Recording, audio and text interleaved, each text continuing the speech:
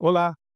A Igreja Sud afirma ser liderada por profetas de Deus, homens que declaram receber revelações divinas, não apenas para os membros da Igreja, mas para toda a humanidade. The prophet and president of the church today, Thomas S. Monson, receives God's word for the entire membership of the church and for the world. And the prophet is his voice in communicating it to all of the church and the world. A Igreja ensina que seguir os conselhos e ensinamentos desses profetas é essencial, chegando a afirmar que a nossa sobrevivência espiritual depende disso. Além disso, ela adverte que aqueles que não seguirem o profeta estão comprometendo a sua chance de alcançar a vida eterna.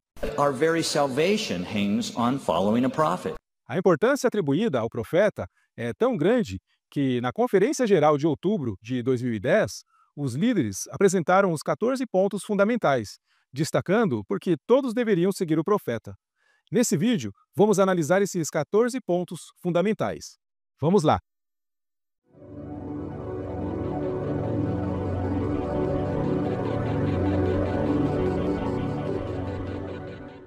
Primeiro, o profeta é o único homem que fala pelo Senhor em tudo. Essa declaração coloca o profeta Mórmon como uma figura singular, o único representante legítimo de Deus na Terra. Isso o posiciona como o porta-voz divino de Deus sobre todos os assuntos, espirituais, temporais, políticos e civis, estendendo sua responsabilidade além do âmbito dos membros da Igreja, abrangendo toda a humanidade. Se o profeta é realmente o porta-voz de Deus, ele deveria abordar questões globais e oferecer diretrizes divinas sobre crises políticas, sociais, ambientais e humanitárias. Em tempos de guerras, desastres naturais, dilemas éticos e avanços científicos, seria esperado que ele proclamasse a vontade de Deus. Por exemplo, o que o profeta Mórmon disse sobre a guerra entre Israel e o Hamas, o conflito na Ucrânia e suas consequências globais, as crises humanitárias pelo mundo, os devastadores terremotos que aconteceram na Turquia e na Síria em 2023, as mudanças climáticas e os eventos extremos, como as enchentes na Líbia, questões éticas contemporâneas, como a inteligência artificial e a manipulação genética. Se ele não disse nada, devemos concluir que Deus não tem orientação sobre esses assuntos, ou que o profeta, na verdade, não é o porta-voz divino que a Igreja afirma ser. Para ser reconhecido como um profeta para o mundo, ele precisa ser vocal e relevante. Caso contrário, não há razão para que o mundo preste atenção em suas palavras. Segundo princípio, o profeta vivo é mais importante para nós do que as obras padrão. Essa ideia permite que o profeta vivo contradiga as Escrituras e os ensinamentos de líderes do passado, incluindo os textos bíblicos e até mesmo as palavras atribuídas a Jesus Cristo. A Igreja, ao afirmar que os ensinamentos do profeta vivo têm maior importância, essencialmente coloca seus líderes acima das próprias Escrituras que fundamentam a fé. Curiosamente, no ritual do Templo Mórmon, os membros fazem convênios de obedecer aos mandamentos e ensinamentos contidos nas Escrituras, mas não há um convênio explícito de seguir o presidente da Igreja. E isso levanta uma questão interessante. Se os ensinamentos do profeta entrarem em conflito com as Escrituras, seguir o profeta não seria tecnicamente uma violação dos convênios do templo? Um crente poderia argumentar que os ensinamentos do profeta vivo nunca entrarão em conflito com as Escrituras. Porém, se isso fosse verdade, o ponto de que o profeta vivo é mais importante do que as obras padrão seria redundante. Se os ensinamentos são sempre harmoniosos, não haveria necessidade de destacar essa superioridade. Na prática, essa declaração remove um importante mecanismo de proteção para os membros da Igreja. Um padrão de consistência entre os ensinamentos antigos e novos daria aos fiéis uma maneira de avaliar a autenticidade de revelações e proteger a Igreja contra possíveis desvios ou corrupção. Sem isso, os membros ficam à mercê de mudanças doutrinárias baseadas exclusivamente na palavra do profeta do momento. Terceiro princípio, o profeta vivo é mais importante para nós do que um profeta morto. Essa declaração estabelece um princípio fundamental na Igreja Sud. O profeta atual pode contradizer os ensinamentos e doutrinas de seus antecessores, sendo considerado mais relevante do que qualquer profeta que tenha vivido anteriormente. A Igreja ensina que o profeta vivo é o homem mais importante no mundo hoje, superior até mesmo a figuras históricas veneradas. No entanto, esse princípio também carrega uma responsabilidade imensa. O profeta vivo, se realmente inspirado por Deus, teria a obrigação de corrigir qualquer doutrina ou política falsa ensinada por profetas anteriores. Se ele não fizer, estará na prática sancionando essas falsidades ao permanecer em silêncio. A história da Igreja Sud revela uma série de falsas doutrinas proclamadas por profetas do passado, que nunca foram formalmente repudiadas. Por exemplo, Brigham Young ensinou a doutrina da expiação pelo próprio sangue, em que a expiação de Jesus Cristo não era suficiente por si só para a salvação em diversos casos, uma doutrina que foi posteriormente abandonada sem qualquer explicação oficial. Outro exemplo é a doutrina de Adão-Deus, proclamada por Brigham Young, que afirmava que Adão era, na verdade, Deus, o Pai Celestial. Outro exemplo é a doutrina racial que justificava a proibição de homens negros receberem o sacerdócio, algo que foi mantido por décadas sem qualquer explicação clara, até sua revogação em 1978. Esses ensinamentos criaram uma confusão de doutrinas, muitas das quais foram deixadas sem explicação ou formalmente repudiadas. Isso cria um dilema. Um verdadeiro profeta de Deus não deveria proclamar a verdade com coragem, mesmo que isso colocasse em dúvida a credibilidade de seus predecessores? Essa responsabilidade de buscar e proclamar a verdade é central ao papel profético, mas também expõe uma tensão delicada. Ao fazê-lo, o profeta pode minar sua própria autoridade e a confiança na instituição. Essa postura levanta uma questão fundamental. O que é mais importante para a Igreja Sud? Proteger a imagem de infalibilidade de seus líderes passados e a reputação da organização? Ou proclamar a verdade divina com coragem, mesmo que isso desafie as estruturas estabelecidas? O membro fiel poderia argumentar que as doutrinas ensinadas pelos profetas, sejam eles do passado ou do presente, estão em perfeita harmonia. Mas, se esse fosse realmente o caso, a afirmação de que o profeta vivo é mais importante do que um profeta morto seria redundante. Afinal, se todos os ensinamentos estão alinhados, a relevância dos ensinamentos do profeta atual não anularia os ensinamentos dos profetas anteriores. Na prática, isso cria um paradoxo. A ênfase na superioridade do profeta vivo permite flexibilidade doutrinária, mas também abre margem para abusos de poder e o risco de desvios teológicos. Por outro lado, se os membros tivessem um padrão para avaliar a consistência das doutrinas ao longo do tempo, isso poderia protegê-los contra falsas doutrinas e impedir que líderes conduzissem a igreja por caminhos equivocados. Quarto princípio: o profeta nunca fará a igreja se desviar. Esse ponto é projetado para induzir os membros a uma confiança cega em tudo que o profeta declara, eliminando qualquer possibilidade de questionamento. A mensagem implícita é que os membros devem seguir o profeta, independentemente de suas ações ou declarações, o que efetivamente remove a responsabilidade da liderança para com os fiéis. Fui ensinado, por exemplo, que caso os líderes da igreja me instruíssem a fazer algo errado e eu o fizesse, o Senhor ainda me abençoaria pela obediência. You always keep your eye on the president of the church. And if he tells you to do something wrong, and you do it, the Lord will bless you for it. Isso é profundamente problemático em uma igreja que proclama a importância do livre-arbítrio, da revelação pessoal e da responsabilidade individual. Tal doutrina contradiz esses valores fundamentais. Um exemplo recente é uma mensagem da primeira presidência afirmando que, mesmo quando o conselho dos líderes parecer incompreensível ou irrelevante, os membros não devem descartá-lo, mas guardá-lo. Isso sugere que, mesmo após a oração e reflexão cuidadosa, os membros devem ignorar suas próprias revelações pessoais, em favor das instruções da liderança. Essa abordagem não deixa espaço para a revelação pessoal, o exercício do livre-arbítrio ou a orientação do Espírito Santo. Em vez disso, subordina todas as decisões e crenças às ordens dos líderes da igreja, efetivamente reivindicando infalibilidade e exigindo obediência cega. Essa estrutura autoritária ecoa, ironicamente, o conceito mórmon do plano de Satanás, que supostamente eliminava a liberdade de escolha em nome da conformidade. Quinto princípio: o profeta não precisa de nenhum treinamento específico ou de credenciais terrenas para falar sobre qualquer assunto ou agir quanto a qualquer questão a qualquer momento. Esse ponto busca reforçar a ideia de que o profeta possui autoridade sobre todos os assuntos, independentemente de sua experiência ou conhecimento no tema, e reforça ainda mais a noção de infalibilidade. Our ideology answers all questions to all problems. Let our doctrine think for you.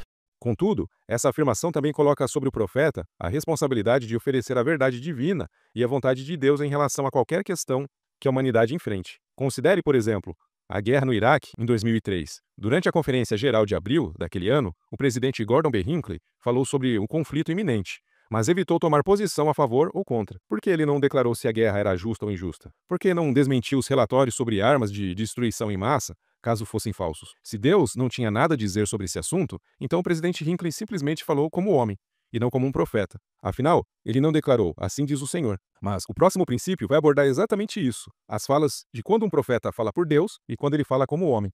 Sexto: o profeta não precisa dizer assim diz o Senhor para dar-nos uma escritura.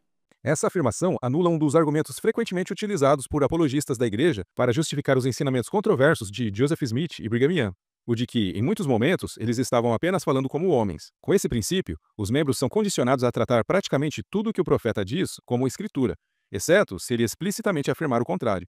Isso cria um padrão, onde as palavras do profeta ganham automaticamente um status de autoridade divina, estabelecendo uma posição rígida que limita o questionamento e promove uma obediência cega. Se as palavras do profeta são consideradas sagradas independentemente de serem formalmente declaradas como revelação divina, o espaço para debate ou reflexão crítica desaparece. Esse modelo faz com que os membros se sintam obrigados a aceitar qualquer coisa, mesmo que vá contra a razão, a ciência ou até mesmo a ética. A obediência cega a essa doutrina coloca as palavras do líder acima de qualquer verificação ou exame, ignorando que líderes religiosos são, antes de tudo, humanos e passíveis de erros. No entanto, a história nos mostra que as maiores atrocidades frequentemente não surgem do caos ou da anarquia, mas sim de uma falsa segurança criada por instituições que reivindicam autoridade absoluta.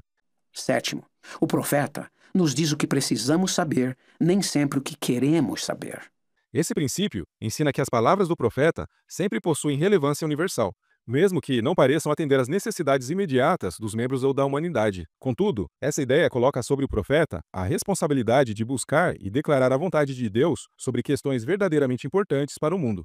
Infelizmente, na prática, vemos líderes focando em trivialidades, como determinar a cor de camisa para os homens, a quantidade de brincos permitidos para as mulheres, ou instruções sobre o tipo de atividade adequada para o domingo. Enquanto isso, questões cruciais como pobreza, guerras ou injustiças sociais frequentemente são ignoradas ou tratadas de forma genérica. Os membros são instruídos a não enviar cartas sobre questões doutrinárias e a aceitar que as prioridades dos líderes são as mais importantes, mesmo que essas prioridades pareçam desconectadas das necessidades reais da sociedade. Isso perpetua um modelo onde a liderança decide o que é relevante, limitando o papel do indivíduo em ponderar ou questionar. Oitavo princípio. O profeta não se limita à razão humana. Esse ponto foi estrategicamente projetado para desarmar qualquer crítica ou questionamento racional sobre os ensinamentos do profeta, não importando quão absurdos ou ilógicos eles possam parecer. Se o membro discorda ou questiona o profeta, esse princípio transfere a culpa para o crítico, implicando que o problema está na sua limitação humana e não nas declarações do líder. Isso cria uma dinâmica de infalibilidade, onde o profeta está sempre certo e qualquer dúvida é um reflexo da fraqueza espiritual do questionador. Essa lógica não só isenta o profeta de qualquer responsabilidade por suas declarações, como também desqualifica qualquer crítica externa, por mais bem fundamentada que seja.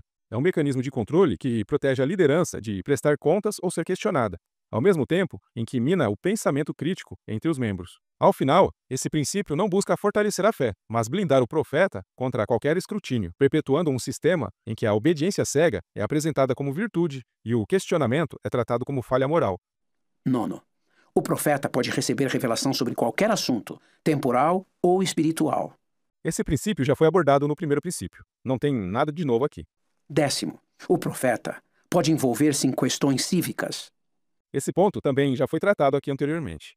11º, os dois grupos de pessoas com maiores dificuldades de seguir o profeta são os orgulhosos que são doutos e os orgulhosos que são ricos. Esse princípio serve como uma estratégia para marginalizar qualquer pessoa que discorde do profeta. A lógica aqui é clara. Se você discorda, é porque é orgulhoso. Portanto, a solução é humilhar-se, até concordar e segui-lo sem questionar. Esse princípio estabelece a mentalidade de que a doutrina é perfeita, o líder é perfeito. Se você discorda, o problema é você. Essa é uma narrativa que sufoca qualquer reflexão ou análise crítica por parte dos membros. We're doing important work here. You expect saving the world is easy? We're all called upon to make some sacrifices for the cause. Just when things get tough, you want to give up. You're weak. Do you want to move forward toward freedom and enlightenment? Or do you want to fall back into your old dirty ways? What's more important, our mission? Our family? Eternal salvation? Or your petty grievances? You're being negative. Ignorant Selfish. and sinful. Our leader is flawless. The doctrine is flawless. There must be something wrong with you. There must be something wrong with you. There must be something wrong with you. There must be something wrong with me. There must be something wrong with me. Yes, there is. Yes, there is. 12º, o profeta não será necessariamente popular no mundo, nem entre os que são do mundo. Esse ponto é vazio. Ele sugere que um profeta pode ser tanto popular quanto impopular, sem oferecer qualquer orientação útil. 13º, o profeta e seus conselheiros constituem a primeira presidência, o quórum mais elevado da igreja. Esse princípio apenas reitera algo que já foi estabelecido anteriormente. O presidente da igreja é o único que pode falar por Deus. Muitos desses princípios são redundantes ou insignificantes. 14º, o profeta e a presidência o profeta vivo e a primeira presidência, siga-os e receba as bênçãos. Rejeite-os e sofra. Isso é, sem rodeios, uma ameaça. Foi claramente projetado para intimidar os membros a seguirem a liderança da igreja sem questionar. I'm just warning you that without us, you're liable to get into a bad accident, get sick, or even die. I'm warning you. Without us, you're likely to get into a bad accident, get sick, or even die. If you leave, you'll just be reincarnated into a lower life form. A estrutura da igreja é autoritária e de cima para baixo, exigindo obediência cega. Não há mecanismos para os membros se comunicarem com os líderes ou responsabilizá-los por suas ações. Eles são explicitamente instruídos a não fazer perguntas, não escrever cartas, não oferecer feedback e, como já dito por Elder Oaks, It's wrong to criticize leaders of the church, even if the criticism is true. Portanto, não existe nenhum sistema de responsabilização para os líderes. Esses princípios, para seguir o profeta, são elaborados para subjugar os membros à liderança e garantir que eles façam exatamente o que lhes é ordenado. Não há espaço para questionamento ou prestação de contas. O Millennial Star, de 13 de novembro de 1852, fez referência a uma fala que é atribuída a Joseph Smith, que afirma: "Ouvimos homens que sustentam o sacerdócio comentarem que fariam qualquer coisa que lhes fosse ordenada por aqueles que os presidiam, se soubessem que era errado. Mas tal obediência como essa é pior do que a loucura para nós. É escravidão ao extremo. E o homem que assim se desgradaria voluntariamente não deveria reivindicar uma posição entre os seres inteligentes, até que se afastasse de sua loucura. Um homem de Deus, que busca a redenção de seus semelhantes, desprezaria a ideia de ver outro se tornar seu escravo, que tivesse um direito igual ao seu, ao favor de Deus. Ele preferiria vê-lo ao seu lado, um inimigo jurado do mal, enquanto houvesse lugar para ele entre os homens. Outros, no exercício extremo de sua autoridade todo-poderosa, ensinaram que tal obediência era necessária e que não importava o que os santos fossem ordenados a fazer por seus presidentes. Eles deveriam fazê-lo sem fazer perguntas. Quando os élderes de Israel se entregam a essas noções extremas de obediência, a ponto de ensiná-los ao povo, isso geralmente é porque eles têm em seus corações a vontade de fazer o mal eles mesmos e desejam abrir caminho para realizar esse mal. Ou então, porque eles fizeram o mal e desejam usar o manto de sua autoridade para encobri-lo, para que não seja descoberto por seus superiores, que exigiriam uma expiação de suas mãos. Essa citação reflete uma crítica contundente à obediência cega e praticamente destrói todos esses 14 pontos fundamentais, demonstrando que a liderança atual da igreja, ao exigir submissão total, está violando suas próprias escrituras, doutrinas e princípios fundadores. Essa ideia, encontrada no 14º princípio, reforça que rejeitar o profeta equivale a ser visto como uma pessoa sem moral. Tanto Ezra Taft Benson quanto Cláudio Costa, em seus discursos, afirmaram que o profeta é a bússola moral, e que não importa se algo faz sentido ou não, o que se espera é que você o siga. Isso é um vírus mental. Essa doutrina não apenas mina a racionalidade, mas aprisiona mentalmente quem a aceita. É uma armadilha que representa o pior do raciocínio humano. Esse tipo de pensamento autoritário e cegamente obediente é um dos maiores perigos para a humanidade. Ele é resistente a questionamentos e representa uma verdadeira prisão mental. Nos vemos no próximo vídeo. You don't have to give her up just because Roman says so. You don't have to go. But he's the prophet. Well, if he told you to jump off a bridge, would you do it?